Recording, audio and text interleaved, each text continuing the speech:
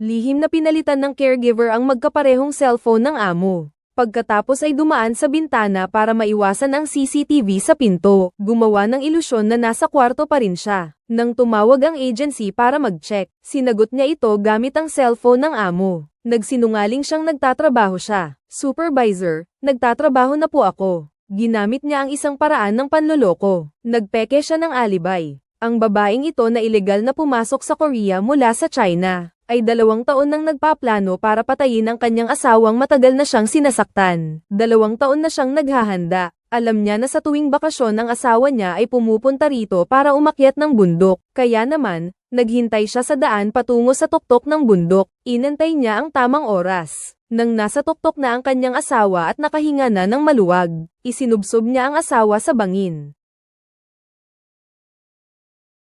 Perpektong plano sana ito. Ngunit habang tinutulak niya ito, nagasgasan ang kanyang likod kamay sa kuko ng asawa. Plano niyang bumalik muna sa bahay ng amo niya, at mamaya na aasikasuhin ang ebidensya sa kuko ng asawa. Ngunit hindi niya inaasahan na may tumawag sa pulisya mula sa mga hiker. Nauna siyang nagselyo sa pinangyarihan ng krimen. Paano kaya niya haharapin ang investigasyon ng pulis? At paano niya mapapatunayan ang kanyang kawalang sala? Ito ang pinakamalaking hamon na kinakaharap ni Ruey Lee ngayon. Ang criminal investigator na si Hae-jun ang nangangasiwa sa kaso. Kilala siya bilang isang dalubhasa sa paglutas ng mga kaso. Sa unang pagkikita pa lang nila, nagduda na siya kay Ruey Lee sa hindi inaasahang pagkamatay ng kanyang asawa. Bilang asawa, wala ni isang bakas ng kalungkutan si Riley. Kahit pa nakita niya ang pagkamatay ng kanyang asawa, ay natawa pa dahil sa kanyang mga paa na may Korean lettering. Nakita niyo ba siyang tumawa? Hindi alam ni Hae-jun. Ang mga kakaibang ikilos ni Riley ay sinadya niyang ipakita bilang mga palatandaan. Matapos matuklasan ang mga abnormalidad na ito, dali-daling sinimulan ni Hae-jun ang investigasyon kay Riley. Natuklasan niya na mayroong maraming record si Riley ng pagpunta sa emergency room ng ospital. Parang madalas siyang sinasaktan ng namatay bago ito mamatay. Puno ng mga bago at lumang sugat ang kanyang katawan. Pati na nga ang kanyang mga pribadong bahagi, ay tinatakan pa ng inisyal ng pangalan ng namatay. Kinausap niya si Hae-jun para imbestigahan ang kanyang nakaraan. Paano nga ba kung ang isang babaeng madalas na sinasaktan ng kanyang asawa, ay biglang mawalan ng asawa? Hindi na nakakagulat kung wala siyang maramdaman. Kahit na maghinala ang iba na siya ang pumatay sa asawa niya, ito pa lang ang simula ng kanyang plano. Para malaman ang katotohanan, ipinadala ni Hae-jun ang bangkay para sa autopsy. Habang palihim na sinusubaybayan ang galaw ni Ruey Lee noong araw na nangyari ang krimen. Si Riley ay isang caregiver. Nang mangyari ang insidente, nag-aalaga siya sa bahay ng kanyang amo. May mga record ang ahensya na nagpapatunay nito. Noong araw na iyon, ginamit ni Riley ang telepono ng kanyang amo para sagutin ang tawag ng ahensya. Mapatutunayan din ito ng kanyang amo. Ito ang alibay ni Riley para sa kanyang planong pagpatay. Ang unang insurance na inilagay. Isang perpektong alibay. Pero dahil lang dito, hindi pa rin lubos na mapapawalang sala ang kanyang hinala, dahil agad na nakita ng mga forensic scientists sa ilalim ng kuko ng biktima, ang tissue ng ibang tao. Agad na tinawag ni Hae-jun si Ruey Lee sa istasyon ng pulis para sa pagkuha ng sample. Hindi sinasadya, nakita ni Ruey Lee ang kamay ni Hae-jun. Nang malaman niyang natuklasan na ng pulisya ang kanyang sikreto, diretso niyang tinanggal ang band-aid sa kanyang likod ng kamay. At inamin niya na ang DNA sa ilalim ng kuko ng kanyang asawa ay kanya. Hayag na sinabi ni Riley na ayaw niya sanang sumama sa asawa niya sa pag-akyat ng bundok pero natatakot siyang masaktan nito. Kaya napilitan siyang saktan ng sarili. Nasugatan niya ang likod ng kamay nito habang pinipigilan. Kaya pala may DNA nito sa ilalim ng kuko. Kaya pala may DNA niya sa ilalim ng kuko. Pagkatapos, itinaas ni Riley ang kanyang palda at ipinakita ang mga sugat sa hita niya gawa ng pagsisisakit sa sarili. Inaasahan na niya ang investigasyon ng pulisya, kaya sinugatan niya ang kanyang hita. At gumawa ng kwentong hindi totoo. Ganoon mo ba kayo sa bundok, para mapatunayan kung talagang naniniwala siya sa sarili niya. Si Ruey Lee, sa pagsagot niya sa tanong na ito, ay sabi ni Confucius. Ang pantas ay nagagalak sa tubig. Ang mabuting tao ay nagagalak sa bundok. Hindi ako mabuting tao. Mas gusto ko ang dagat. Pansinin ang pagbabago ng eksena. Ang kombinasyon ng realidad at imahinasyon. Nagsasalita si Ruey Lee. Ang si Haejun sa harap ng kamera ay imahe lamang, ngunit ang nasa salamin ay totoo. Kinakatawan nito si Haejun bilang isang pulis, na palihim na nagmamasid sa kilos ng sospek, at nang yumuko siya para tingnan ang pagsasalin sa telepono. Ang ganitong eksena na nagpapakita ng pag-aalinlangan, ay mabilis na nagbago. Bilang masuner ang anak ni Riley, ay dinadaan din niya sa paraang palihim ang pagmamasid sa reaksyon ni Detective Mo. Sa buong pag-uusisa, tila si Detective Haejun ang namunguna, pero si Riley pala ang gumagamit ng kanyang sariling paraan, para kontrolin ang direksyon ng investigasyon. Ako rin. Ano? Ipinakita ni Haejun ang medical record ni Riley. Tinatanong ko siya kung dahil ba sa pagtanggi niyang umakyat ng bundok, kaya siya lagi napapabugbog ng asawa niya. Hindi naman nagmadaling sumagot si Ruilei, at sinubukan ulit siyang subukin, pagkatapos niyang marinig ang kwento ko. Siya lang ang Koreano na umiyak para sa akin. Anong klaseng Koreano? Siya lang. Sinadya niyang magkamali ng salita at saka tumawa. Nang marinig ito ni Haejun, natawa rin siya. Bago ito, ilang beses nang sinadya ni Riley na magkamali ng ganoon, pero hindi naman ito pinansin ni Haejun. Dahil noon, itinuturing niyang sospek sa pagpatay sa asawa si Riley. Ano man ang gawin ni Riley, para sa kanya, posible itong paraan para makaligtas sa parusa, at upang malito ang mga investigador. At ngayon, ginawa ni Riley ang kanyang sarili na parang isang mahina na biktima ng pang-aabuso sa tahanan sa loob ng mahabang panahon. Kapag ang mga pulis ay naawa na sa sospek, ang kanilang emosyonal na balanse ay kusang mawawala ang panimbang, hanggang sa makadama sila ng pakikiramay sa kriminal. Pasensya na, hindi ko dapat tinawanan.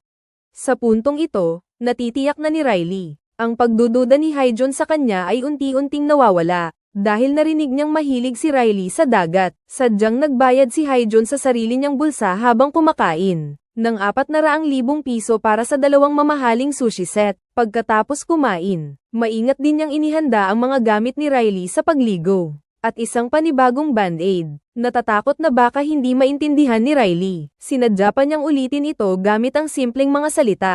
Ito ay hindi tinatablan ng tubig. Ang hindi tinatablan ng tubig ay nangangahulugang kahit mabasa ay hindi papasok ang tubig.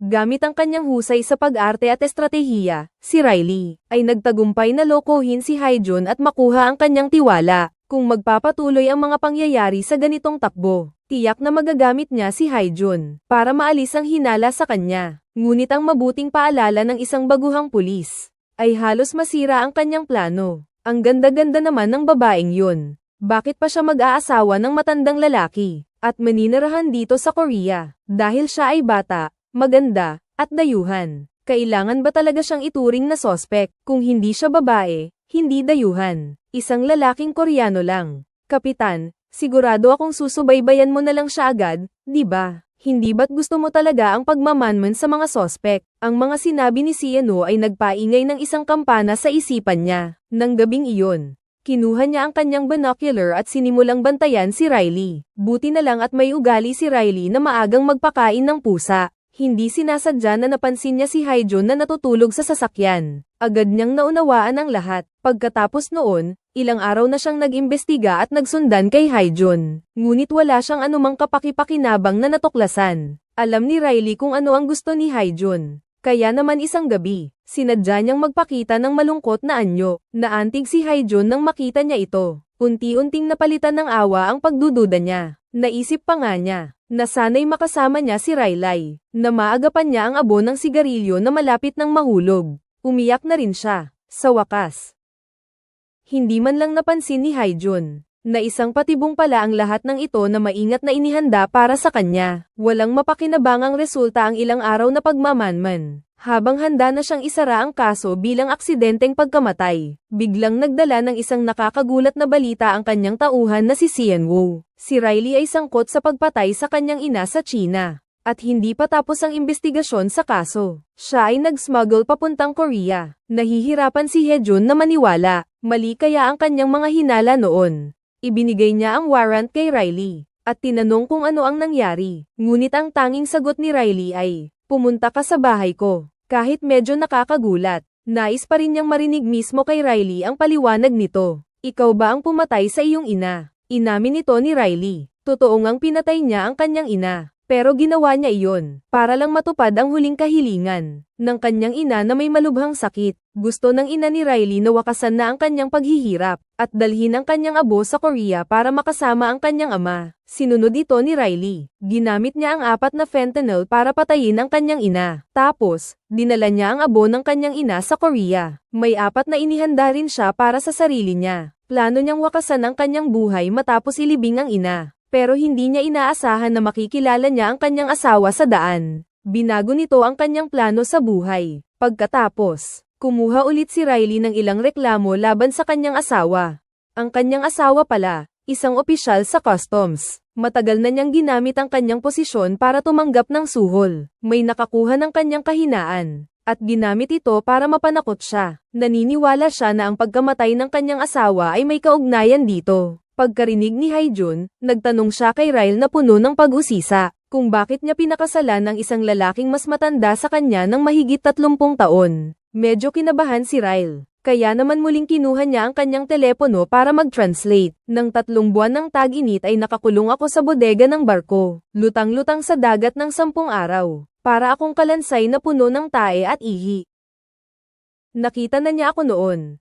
Naamoy na niya ang amoy ko. Lihim niyang pinagmamasdan ang reaksyon ni Haejun. Narinig na niya ang kwento ko. Lihim niyang pinagmamasdan ang reaksyon ni Haejun. Tapos, sinamantala niya ang pagkakataon para magsagawa ng isang matapang na pagsubok. Kaninong bahay ba ang lagi mong tinitignan sa gabi? Alam ba yan ng asawa mo? Ang hangganan sa pagitan ng mangangaso at ng kanyang huhulihin. Sa maselang pagtatalong ito, ay nagsimulang maglabo. Kinabukasan, si Haejun ay nasa pinagtatrabahuan ng biktima. Natagpuan ang sulat ng namatay bago siya mamatay. Dahil hindi na niya kinaya ang mga bintang na ipinaparatang sa kanya, kaya't pinili niyang magpakamatay para patunayan ang kanyang pagiging inosente. Kahit na nakalimbag ang sulat, pero ang lagda sa sobra ay tunay na sulat kamay nga ng namatay. Ito ang pangalawang pananggalang na ginawa ni Riley para sa sarili niya. Matagumpay niyang naipasa ang pagkamatay ng kanyang asawa. Isinadiha itong maging isang trahedyang pagpapakamatay para patunayan ang kanyang kawalang kasalanan. Dahil may matibay na ebidensya na, itinuring ni Haejun na pagpapakamatay ang kaso, at tinapos na ang imbestigasyon. Ngunit hindi lahat ay sang-ayon sa konklusyong ito. Naniniwala si Sieno na si Riley ang pumatay sa kanyang asawa.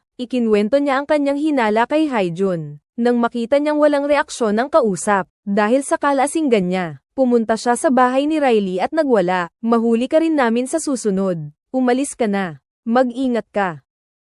Sa pagpatay sa susunod mong asawa, pinalayas ni Haejun si Sienwoo, at dali-daling naglinis ng bahay. Para sa kailan awan, inimbitahan ni Haejun si Riley na kumain sa inuupahan niyang apartment. Habang napansin ni Riley na may kakaibang ugali si Haejun, isinasabit niya sa dingding ang mga dokumento ng mga kasong iniimbestigahan pa niya o di pa tapos. Tapos pagagabi-gabi paulit-ulit niyang pinag-aaralan. Kabilang naroon ang mga detalye tungkol sa namatay niyang asawa, at pati na rin ang sarili niyang litrato, kung paano niya magagamit ng hindi mahahalata ang determinasyong ito. Nakatitig si Riley sa dingding. May bago na siyang plano sa isip. Unang-una, nagbigay siya ng kakaibang pananaw sa isang kaso na matagal nang gumugulo kay Haejun. Labis na nagulat si Haejun nang marinig iyon. Akala niya'y likas na talas ng isip lang iyon ni Riley. Lalo pa akong napahanga kay Riley dahil dito. Ngunit hindi ko alam na kapwa pala kaming mamamatay tao ni Riley. Ang kanyang matalas na pag-unawa sa kapwa niya mamamatay tao